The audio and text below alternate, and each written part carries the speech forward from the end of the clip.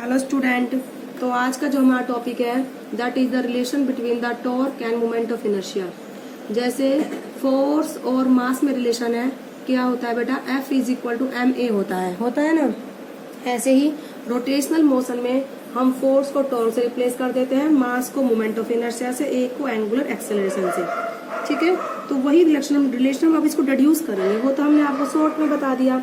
जैसे linear motion में force होता है mass into acceleration, this is the relation between the force and acceleration. ऐसे ही रोटेशनल मोशन में फोर्स का क्या रोल होता है, टॉर्क में होता है, एंड मास का रोल कौन प्ले करता है, moment of inertia I play करती है, और लीनियर एक्सेलरेशन की जगह क्या यूज होता है, alpha, that is the angular acceleration.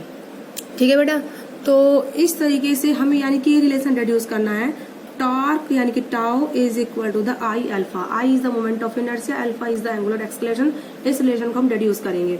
तो हमने क्या लिया कि ये एक बॉडी ली है, प्लेन लैमिना मान लो, कुछ भी बॉडी मान लो।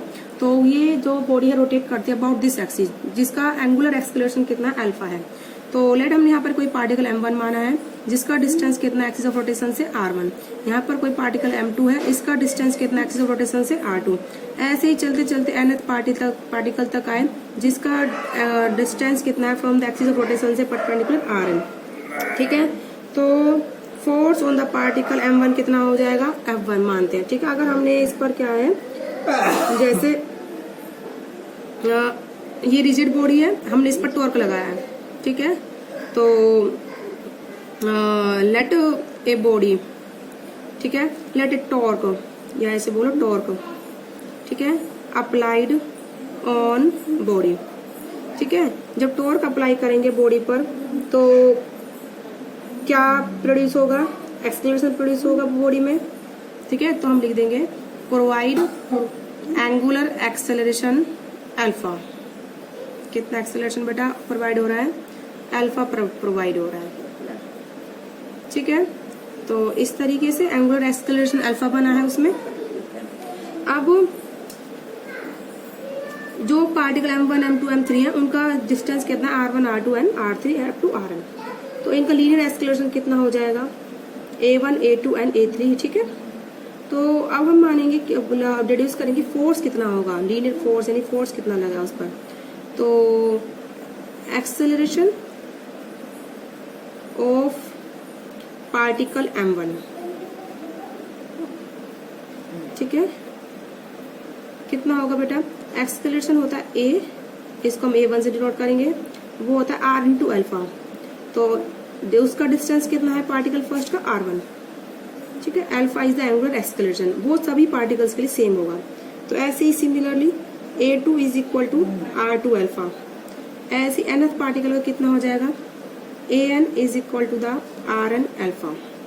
अब हमें एक्सेलरेशन मिल गया, इस लीनियर एक्सेलरेशन से हम क्या निकाल लेंगे, फोर्स निकाल लेंगे। ठीक है, तो फोर्स ऑन पार्टिकल m1 कितना है, वो मान लिया हमने F1 मान लिया।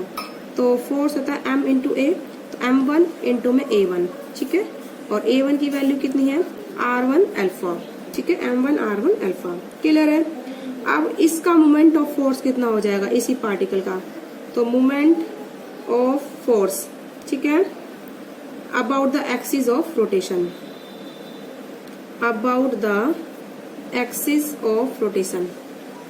तो मोमेंट ऑफ फोर्स को हम किससे दिखाते हैं, टाउ से, यानी कि टाउ 1 कर देंगे, वो कितना होगा, force, linear force and perpendicular distance of the particle from the axis of rotation, that is equal to the r1। कितना है बेटा, वो r1 है। ठीक है, तो F1 कितना है, m1 r1 अल्फा इंटू में r1। तो कितना हो जाएगा, m1 r1 स्क्वायर, ठीक है, इंटू में अल्फा, ये हो जाएगा।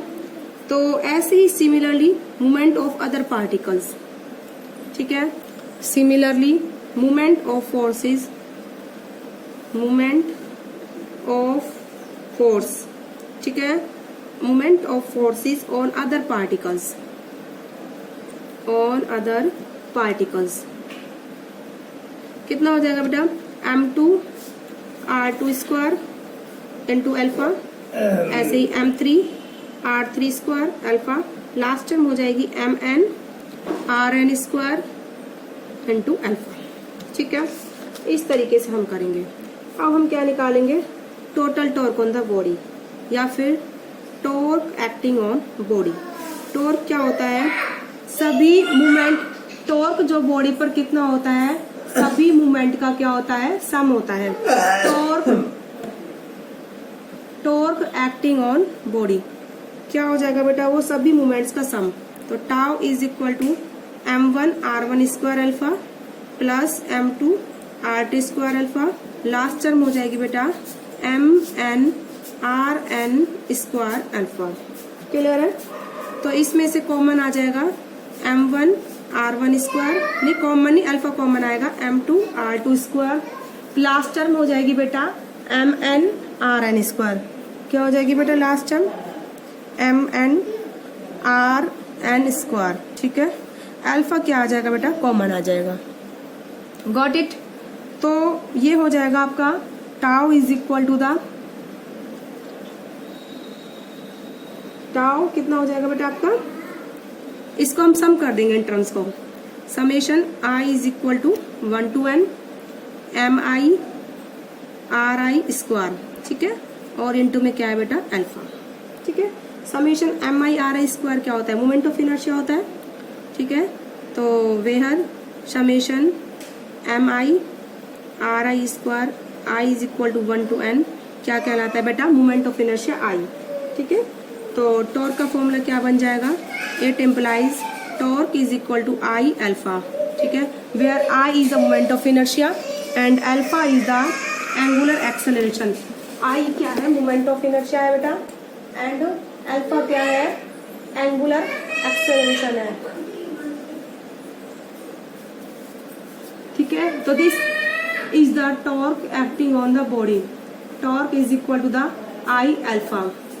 ठीक है बेटा, तो आपको ये समझ में आएगा बिल्कुल, ये कैसे है, similar to the force ma। Mass का रोल कौन प्ले करेगा, मोमेंट ऑफ इनर्शिया, और लीनियर एक्सेलरेशन a की जगह क्या आ जाएगा बेटा, एंगुलर एक्सेलरेशन अल्फा। ठीक है, ऐसे ही नेक्स्ट टॉपिक हमारा वो आता है relation between the angular momentum end moment of inertia. ठीक है, वो बिल्कुल सेम है, angular momentum end moment of inertia का रिलेशन।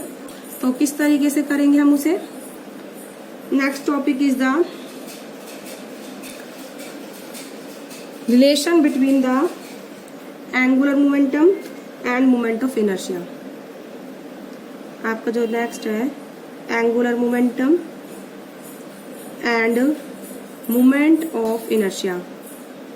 ठीक है बेटा, एंगुलर मोमेंटम को हम किससे डिनोट करते हैं, एल से डिनोट करते हैं, और मोमेंट ऑफ इनर्शिया को हम किससे करते हैं, आई से करते हैं। ठीक है, जैसे लीनियर मोशन में कौन होता है बेटा, P is equal to mv होता है ना इन लीनियर मोशन, ऐसे ही रोटेशनल मोशन में P यानी कि लीनियर मोमेंटम की जगह क्या आ जाएगा, एंगुलर मोमेंटम।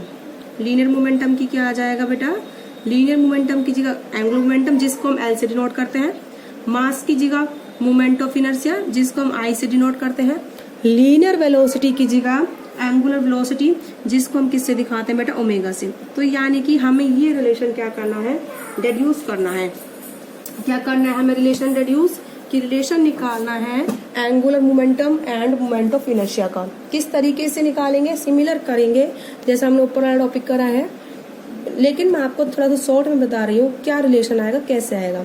लीनियर मोमेंटम तो ये लीनियर मोशन में होता है, ऐसे ही एंगुलर मोमेंटम एल हो जाएगा रोटेशनल मोशन में। जैसे मास होता है लीनियर मोशन में, ऐसे ही मोमेंट ऑफ इनर्शिया होती है रोटेशनल मोशन में। जैसे लीनियर वेलोसिटी होती है लीनियर मोशन में, ऐसे रोटेशनल मोशन में क्या होती है, एंगुलर वेलोसिटी ओमेगा। तो रिलेशन हमें निकालना L is equal to I omega. ठीक है, तो ये जो रिलेशन है थोड़ा सा लेंथी है, आई होप मैं आपको वो नेक्स्ट वीडियो में रिड्यूस करवाऊंगी। तो आपको पहले मैं ये रिपीट करा देती हूँ कि मैं torque end moment of inertia का टॉपिक कैसे करा है। ठीक है, तो मैंने क्या करा है, ये पूरी बॉडी ली है जिसमें R1 R2 up to Rn particles है। R1 पार्टिकल का मास m1 है और m2 पार्टिकल जो मास उसका डिस्टेंस करवाया कितना है, from the axis of rotation R2 है। सिमिलरली nth पार्टिकल का distance from the axis of rotation कितना है बेटा, Rn है। ठीक है, हमने इस पर टॉर्क लगाया है। ठीक है, मान लिया। तो जब हम इस पर टॉर्क लगाएंगे तो बॉडी मोशन में आएगी, तो उनमें कितना एक्सेलरेशन प्रोड्यूस हुआ है, पार्टिकल 1 2 3 में A1 A2 and A3, last में A है। ठीक है। ये alpha is the angular acceleration. देखो बेटा याद रखना, जब भी बॉडी रोटेट करती है हर एक पार्टिकल की एंगुलर वेलोसिटी सेम होती है और एंगुलर एक्सेलरेशन सेम होता है, वो अलग अलग नहीं होता। लेकिन हर एक पार्टिकल की linear velocity and linear acceleration क्या होता है बेटा, डिफरेंट डिफरेंट होता है। इसको आप नोट बना के लिख लीजिए, चाहे माइंड कर लीजिए। In the rotational motion angular acceleration and angular velocity is always same, but in the rotational motion linear velocity and linear momentum will be, या फिर linear velocity and linear acceleration will be different. तो इसीलिए मैंने सब particle का acceleration निकाला है। Acceleration of the particle m1 कितना हो जाएगा, a1 is equal to the r1 alpha. ये रिलेशन होता है between the linear acceleration and angular acceleration. क्या रिलेशन होता है, a is equal to r alpha. r कितना है, perpendicular distance from the axis of rotation. Similarly acceleration of the second particle a2 is equal to r2 alpha. nth particle का acceleration हो जाएगा an is equal to rn alpha. ठीक है। अब acceleration हमारे पास निकल गया, लीनियर एक्सेलरेशन निकल गया, तो हम हर एक पार्टिकल पर फोर्स भी निकाल लेंगे जो कि टॉर्क प्रोवाइड कर रहा है। ठीक है। तो फोर्स हो गया पार्टिकल m1 का, f1 से डिनोट कर रहा है, फोर्स होता है m1 a1। ठीक है। m1 तो हमारा m1 है, a1 कितना है, r1 अल्फा। सिमिलरली अब ये जो फोर्स लगा है, तो about the axis of rotation moment of force कितना प्रोवाइड होगा, तो moment of force from this force about the axis of rotation कितना हो जाएगा, force into perpendicular distance. Force कितना m1 r1 अल्फा और परपेंडिकुलर डिस्टेंस कितना पार्टिकल फर्स्ट का r1, तो ये हो गया m1 r1 स्क्वायर इनटू में alpha. Similarly moment of force of the other particles कितनी हो जाएगी, m2 r2 square alpha, m3 r3 square alpha, mn rn square alpha. ठीक है। ये मोमेंट ऑफ फोर्स हो गई सभी पार्टिकल्स पर जो कि फोर्स लगा रही है। अब यार टॉर्क कितना लगेगा बॉडी पर, तो सभी मूवमेंट ऑफ फोर्सेस का क्या हो जाएगा, सम हो जाएगा। ठीक है। तो टॉर्क हो जाएगा m1 r1 square alpha plus m2 r2 square alpha, last में mn rn स्क्वायर अल्फा। तो ये मूवमेंट ऑफ फोर्स है फर्स्ट पार्टिकल पर, ये सेकंड पर, ये nth पार्टिकल पर। अब इन सब में से अल्फा कॉमन आ जाएगा, m1 r1 square plus m2 r2 square, last term हो गया mn rn स्क्वायर। आपको पता होगा ये सब क्या होता है, मूवमेंट ऑफ इनर्शिया होता है, काफी बार आ चुका है। तो इसको हम सिग्मा के फॉर्म में लिख देंगे, I is equal to 1 to n mi r square. पहले हम I को 1 पुट करेंगे, ये टर्म आएगी, फिर सिग्मा प्लस लगाएगा, फिर I को 2 पुट करेंगे, फिर ये टर्म आएगी, लास्ट टर्म कौन सी आएगी बेटा, nth वाली आएगी।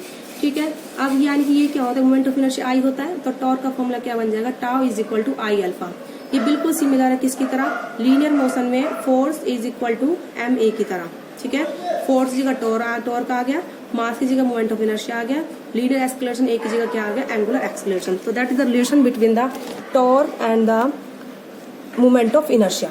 तो आई होप आपको समझ में आया होगा। आज की वीडियो में बेटा इतना ही।